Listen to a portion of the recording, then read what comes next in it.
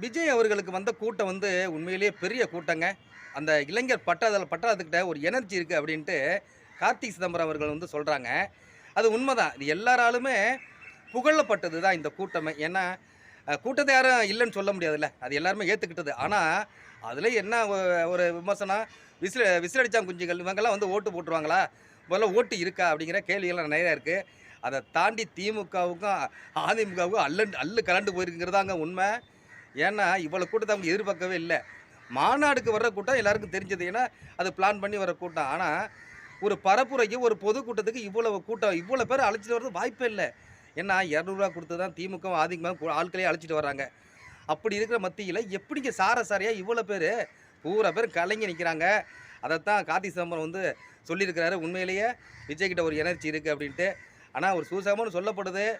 விஜய்க்கும், காங்கிரஸுக்கும் ஏதோ சம்திங் கூட்டணி இருக்குமோங்கிற ஒரு சின்ன சந்தேகம் இருந்துகிட்டு தான் இருக்கு. அதுக்கு ஏத்த மாரி கார்த்தி சிதம்பரம் சொல்லியிருக்கிறாங்க.